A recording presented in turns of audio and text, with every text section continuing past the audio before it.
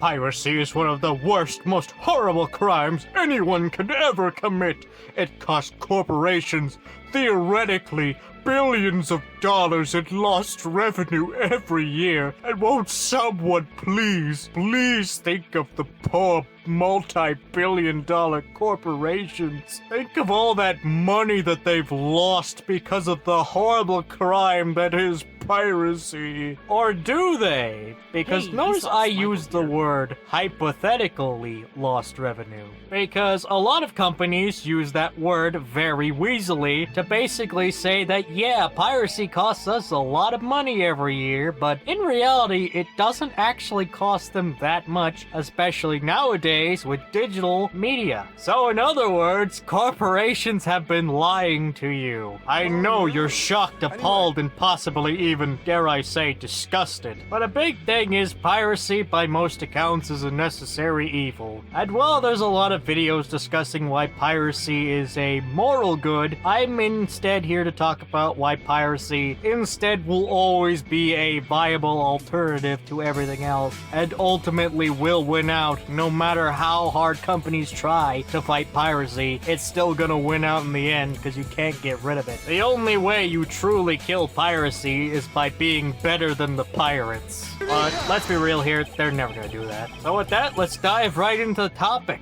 To start things off, we first need to understand the groundwork for piracy, that being music piracy, video piracy, gaming piracy, and a few other things. And it is also very important to note, as a very common quote is, if buying isn't owning, then piracy isn't stealing. Because correct, piracy is not stealing. It is copyright infringement. I know that's confusing, but that's the point. They don't want you to understand it, and that's why copyright itself is confusing. We actually know this because inherently DVRs were a thing. And DVRs back in the day were a wonderful piece of technology where you could record your favorite shows and have them saved. Well, before streaming and all that was a thing, watching your favorite shows on demand whenever you wanted them was not exactly easy or convenient to do until DVRs came along. But then along came the evil corporations who basically said, no, you can't do that. That's against the law. And they promptly lost. Wow, what a pro-consumer move. It's such a shame this is the exception and not the rule.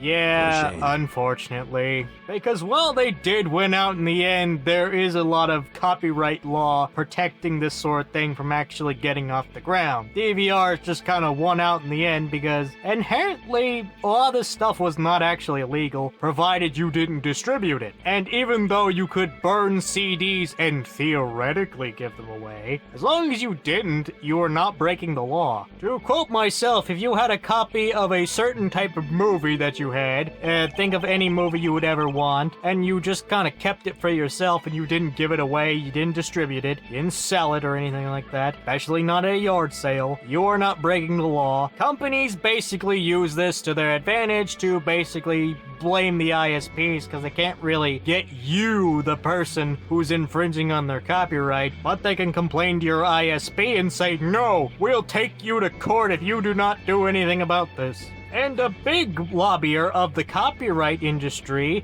is music.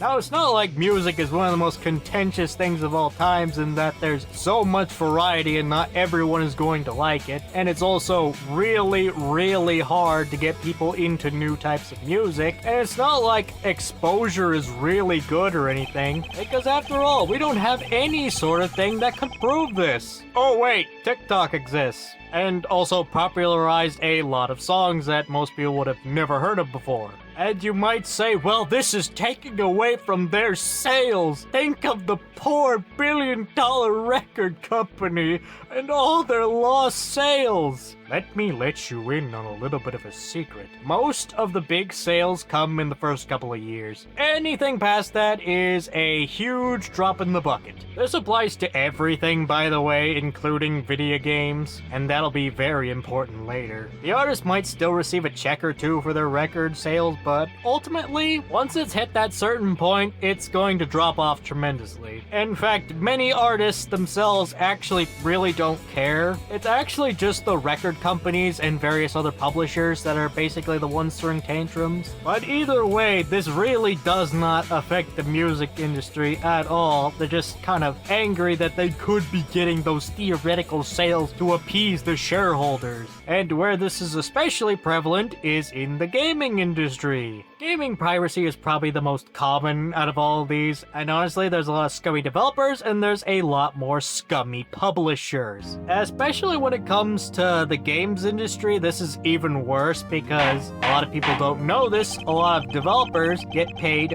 on a per project basis. Once that game's done and over with, they don't see a dime from it. Only the publisher does. They only see more money once the game continues development, again, for like a DLC, a remaster, or perhaps that team works on a new project. In other words, the developers are the ones who get screwed over by the publishers.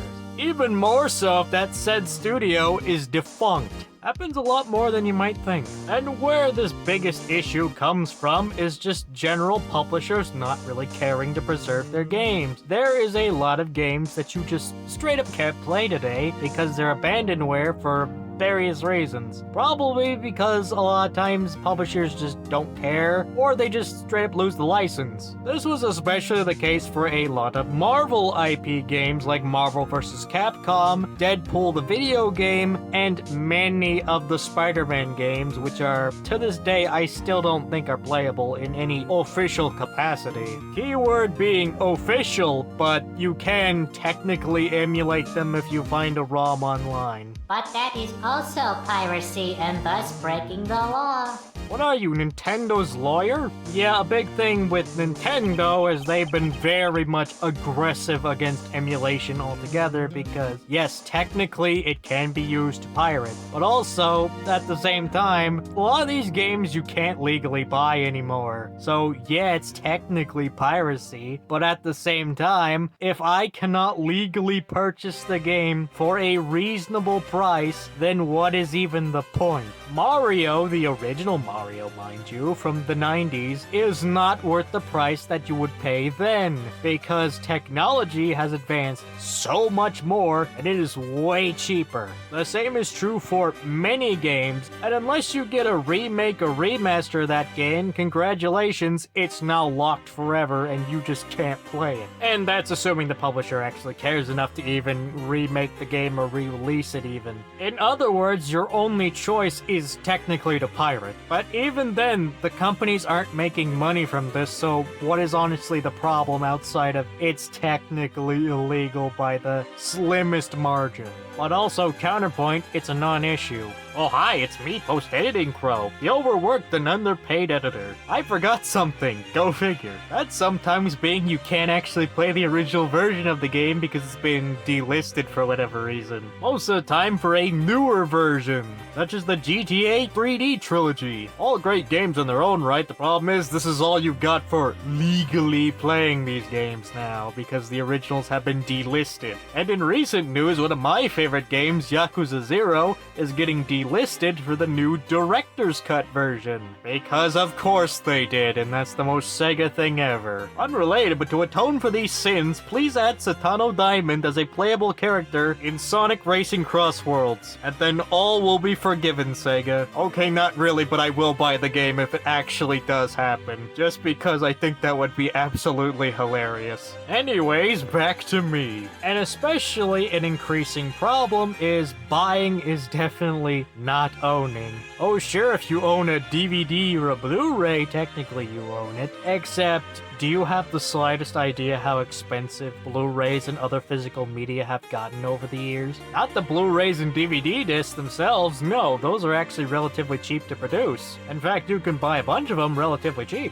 No, it's rather just the physical media that you are paying for that is extremely expensive, upwards of $40 for a single movie. Yeah, that's quite expensive for the average consumer, let me tell you. And especially for video games, this has become a huge problem. Because back in the day, if you owned the disc, you basically owned the game. And you could do whatever you wanted with that game. It was yours to own. But then came a problem. Games got too big for their own good, and suddenly the physical disc media was not powerful enough to actually contain all of this data. So thus they had to have a download code. And while for now anyway, if you own physical media, you still can play it offline. However, this is console only. For PC, this is a different story. Now granted, I'm not dissing Steam. I think Steam overall has done a great job at curbing piracy by doing absolutely nothing. Are you saying that the biggest platform in the world has done nothing to curb piracy?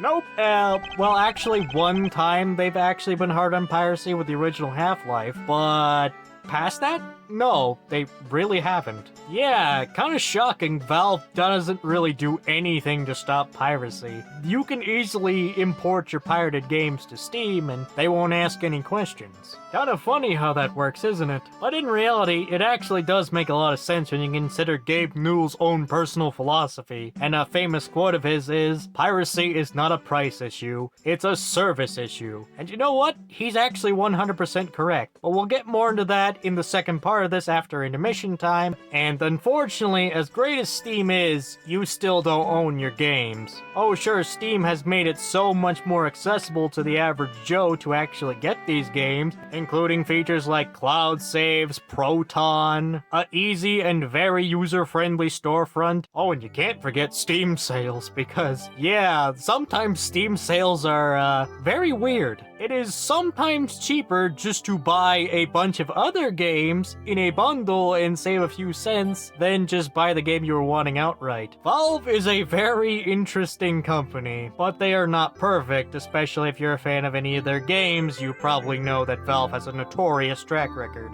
Especially if you happen to be a fan of Team Fortress 2, you know that Valve time is a very real thing, and sometimes they are just slow to act to do anything to fix problems. So Valve is overall not perfect, and what happens if you lose your Steam account? Guess what, buddy? You don't own those games. You don't own anything past that, and it's just goodbye. Which is inherently something that's going to be very problematic for Valve if, say, Valve were to go under for whatever reason. Now, like that's ever gonna happen anytime soon, but it's not a matter of if, it's a matter of when. And thus, Valve has to constantly keep innovating, keep improving, because while they might be considered a monopoly, their real competition is piracy. Because if they ever get too complacent, piracy will gain one too many legs up, and they'll have to scramble to compete, and then they'll be screwed over. And while someone will probably mention good old games, and yeah, that's actually a great counterpoint. However, there's just one slight problem, and this kind of is unfortunate. Good Old Games does not have every game you could ever want, which is kind of a problem. I mean, sure, DRM-free games are a great service, and frankly, Good Old Games is a great service. The problem is, again, they don't have every game, and that's going to bite them in long term compared to Steam, and it's not really a viable alternative. It is an alternative, granted, and if you want to buy a game illegally, in fact, a lot of times Good Old Games even has patched versions of certain types of games, so that's something I guess you could say it has over Steam, but it's not really competition. In other words, Valve can't completely destroy piracy, but they can do better than piracy. In fact, I kind of think there are some things they could implement, like, getting rid of unnecessary files like certain language files. That would be kind of nice to have, and honestly, that'd be a great feature to add in the future. But it's now time to talk about something that I'm sure most people were actually probably waiting for me to talk about, that being the Stop Killing Games movement, and its tremendous failure. Now, as a whole, I'm not like Pirate Software, who is against the movement for stupid reasons. I'm against the movement because, on paper, it sounds really good and I'm all for it. In practice, I knew it was gonna fail immediately the moment it relied on the EU Parliament to do anything. Still, ultimately, the movement was shut down the moment that the Parliament basically said, oh no, we can't do that because it would interfere with our Child Online Safety Act. Translation, someone could use this as a workaround for getting past our spying campaign, so we can't allow that. You see, this is what happens when you rely on the government. But we've still got plenty more to talk about, and I basically neglected to talk about the big one, and we'll get right into that after a brief intermission. So cue intermission time. Oh hi, it's intermission time. You know what that means. Actually, no, I still don't to this very day. Either way, take this time to go get a drink, a snack, or go eat some food. Or possibly use the toilet. Either way, it's important to note, I am not a lawyer. Neither are my other selves or my robot companion lawyers. So take everything I say with a grain of salt. And with that, we return to your regularly scheduled programming. Back in the day, we used to have this thing called Netflix. It was very novel for the time, and what it allowed you to do was rent movies online, and they'd be shipped directly to your house. Because back then, you just had Blockbuster Video and a few other video rental places. And Netflix, while very novel at the time, decided to change things up and instead go to video streaming. Now that sounds like a terrible concept that would ultimately fail. Said Blockbuster, who ultimately lost in the end and went bankrupt. And Netflix became a multi-billion-dollar revenue source and basically became the #1 streaming platform in the world. Until other corporations basically wanted to get their own slice of this theoretical streaming pie and ruined it for everyone, because now suddenly the charm of Netflix is now gone and now we're back to square one. But I mean, who could honestly have predicted this sort of thing? This sort of thing has never happened before. Oh wait, it actually has. With anime.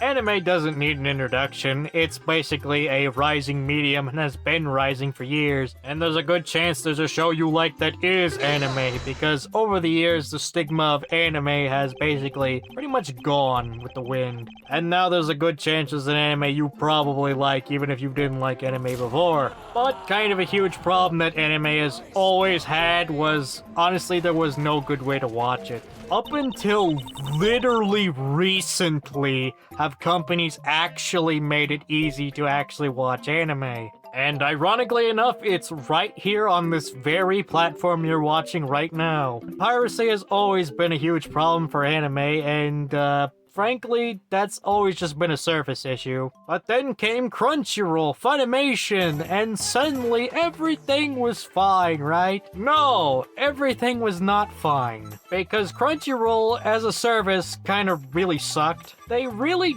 didn't improve their service for years to come and basically just made a lot of questionable decisions that made absolutely no sense. Like funding shows that nobody asked for. Okay, some of them were actually pretty successful, but then you have ones like High Guardian Spice. This is not even anime inspired. What is this doing here on an anime streaming service?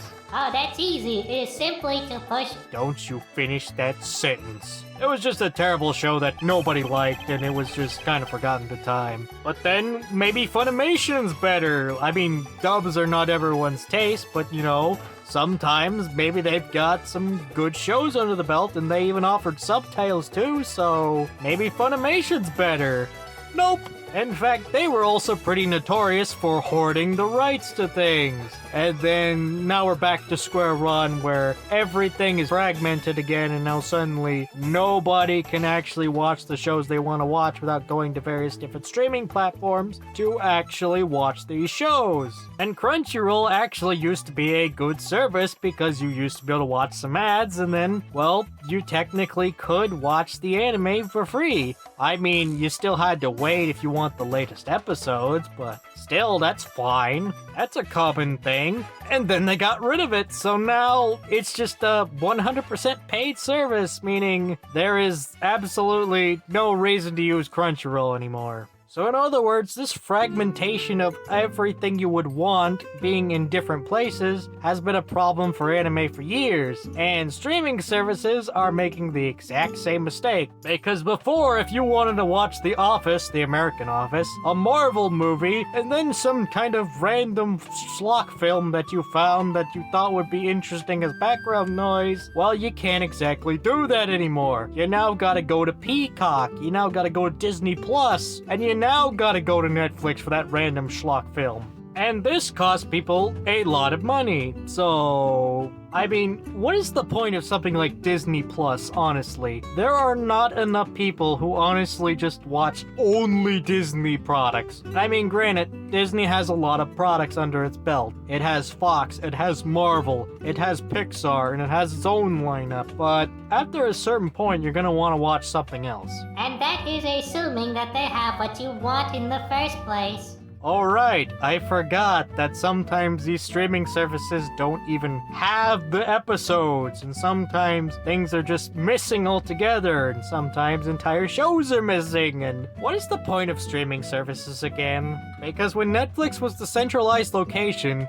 it brought piracy down. Piracy for a time was basically dead for a while, until it got brought back by this fragmentation. Because back in the day, paying less than $20 for essentially all the shows you could ever want, and you could share an account with your family or friends, and basically just have this complete and utter great center of television, movies, and what have you, all in one place was, as it turns out, a good idea. Nowadays, it's a shell of its former selves, unless you like Netflix originals, but I don't particularly care for a lot of Netflix originals, and some of them have me worried. I think someone should check the Netflix executives' phones, computers, and possibly check if they're on certain types of flight logs. They have actually created a system where it is much easier to just go pirate the media than buy it outright. And that is the current problem with modern day media. It is just too easy just to pirate, but there is not enough reason to actually go out and buy things. I would gladly buy some physical media if it wasn't $40+. And especially when it comes to companies actively trying to prevent piracy, it doesn't really help matters any. So even then, when trying to actually do things legally, you get punished for no reason. There just is no point to doing things legally because you're going to get screwed over in the end. Buying truly isn't owning anymore, so what is the point? And that is why piracy will continue to win until companies figure this out. And remember to visit your local pirate ice cream man for some great high fructose corn syrup free ice cream and some extra free media that he is not giving you, by the way. He is a perfectly legitimate ice cream man. But anyways, that's all for now. If you enjoyed this video, thank you. If you didn't enjoy this video, well, thank you for making this far anyways. And I'll hopefully see you all next time. If there is a next time, because I'm a very busy individual and this is mostly just a hobby. Anyways, goodbye.